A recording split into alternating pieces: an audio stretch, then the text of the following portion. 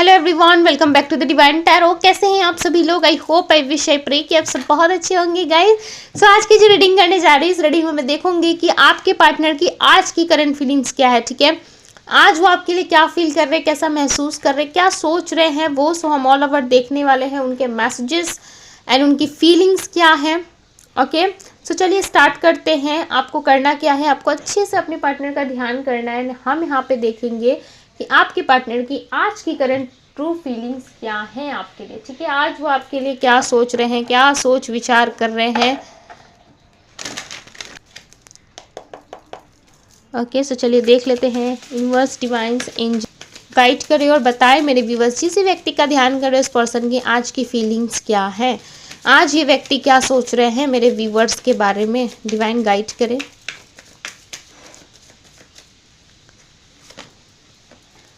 Six of Cups, the Lovers, Seven of Pentacles, Four of Swords, Three of Cups, Two of Swords, Two of Cups, Ace of Wands, Judgment, the World. Okay. The Hermit,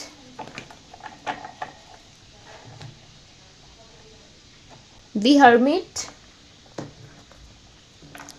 cards को clarify करके देखेंगे हम। Okay, universe clarify करे six of cups को। Six of cups की energy क्यों है। Okay,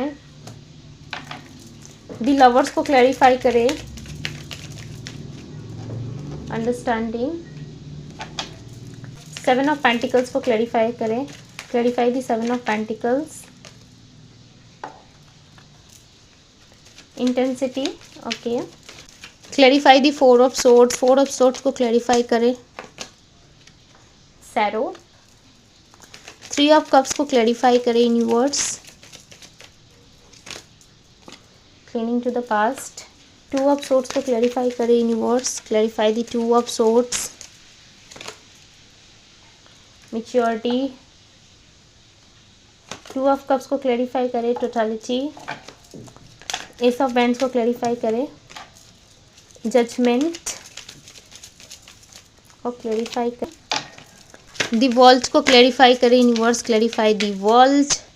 दी world को क्लैरिफाई करें। दी वर्ल्ड को क्लैरिफाई करें। Universe, clarify the world.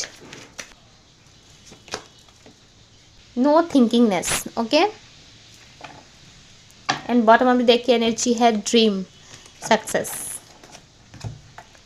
सबसे पहले मैं बात करूं इनकी राशि की। सो इनकी राशि हो सकती है Cancer, Scorpio, Pisces. Okay, Virgo है, Capricorn, Taurus, Aquarius, Libra, Gemini, Aries, Pisces. Okay, so ये सारे स्ट्रॉन्ग साइन है यहाँ पे। हालांकि रीडिंग जो है वो 12 साइन की है। सो इनकी आज की फीलिंग्स की मैं बात करूँ, सो कहीं ना कहीं ये पर्सन जो है इस रिलेशनशिप में अंडरस्टैंडिंग चाहते हैं। ओके, इनको ऐसा लग रहा है कि बहुत लंबा समय गुजर चुका है जहाँ पे ये अकेले रहे हैं, आप अकेले रहे हो। ऐसा लग रहा है ना, आप दोनों में जो टाइमिंग है ना वो कभी सही नहीं रही है।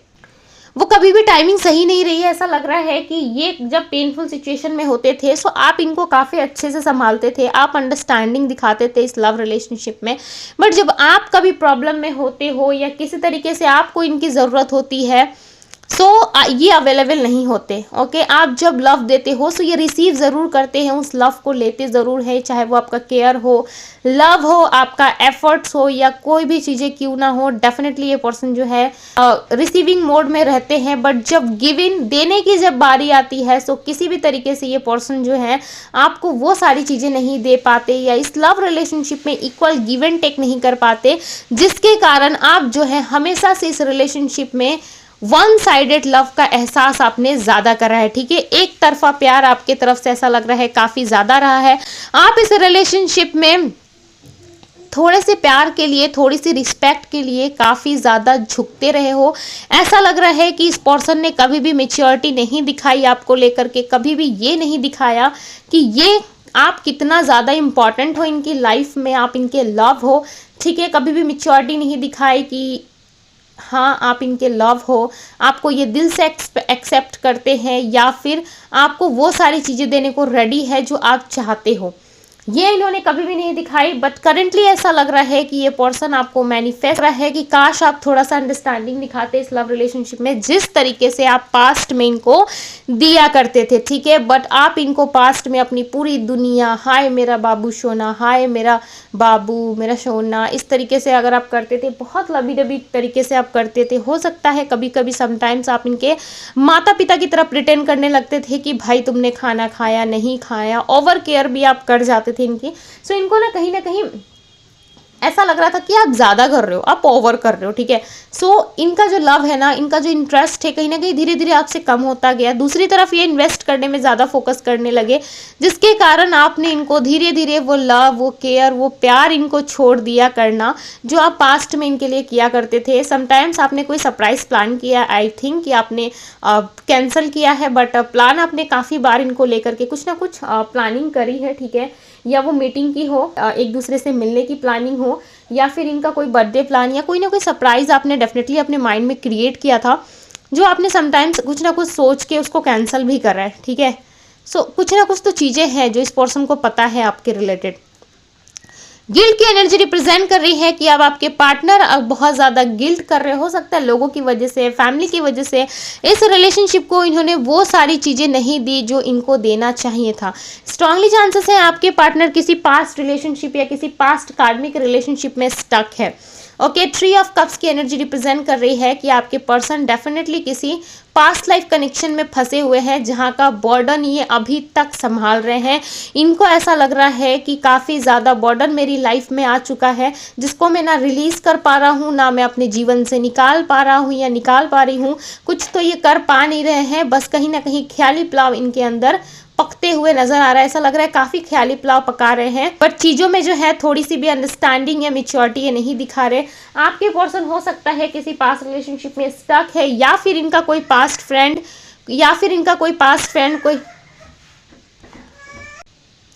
इनका कोई पास्ट रिलेशनशिप या कोई पास्ट पर्सन आने की वजह से हो सकता है कि ये रिलेशनशिप आप दोनों के बीच में ख़राब हुआ है। बट डेफिनेटली आपके पार्टनर जो है कहीं ना कहीं पास्ट रिलेशनशिप में हो सकता है किसी पर्सन को डील कर रहे हो पास्ट से ही। ओके, एंड ये भी हो सकता है कि ये इनका कार्मिक कोई पार्टनर हो सकता है, कोई कार्मिक पर्सन हो सकता है जिससे या कोई कार्मिक सिचुएशन है जिससे ये अभी तक पीछा नहीं छुड़ा पाए हैं। कोई तीसरे पक्ष की एनर्जी डेफिनेटली है यहाँ पे, ठीक है।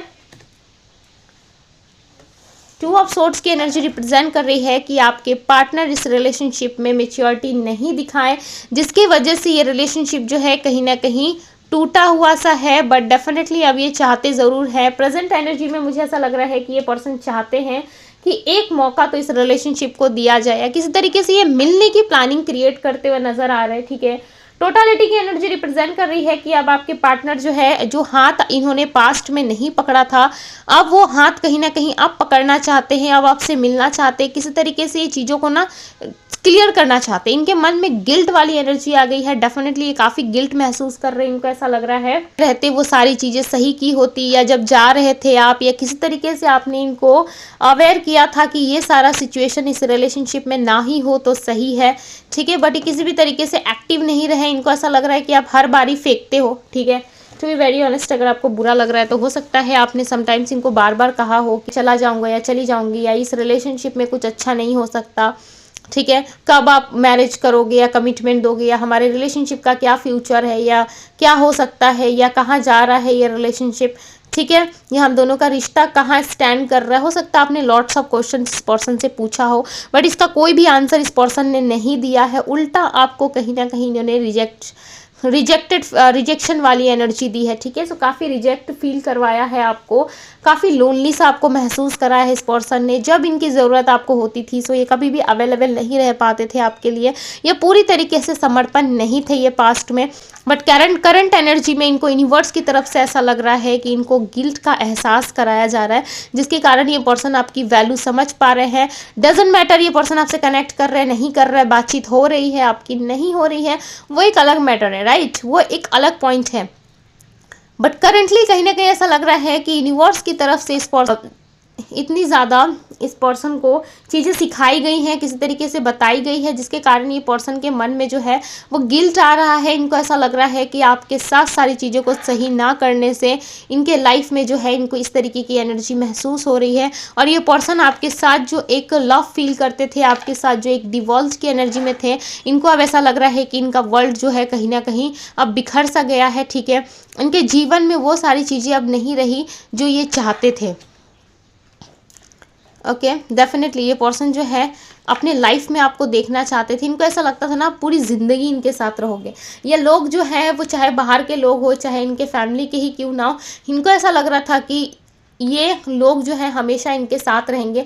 पूरी दुनिया इनके आगे पीछे घूमती है, आप रहे ना रहे इनको कोई फ़र्क नहीं पड़ता है। ठीक है, बट करंट सिचुएशन में आपके पार्टनर की ये सोच जो है चेंज हुई है।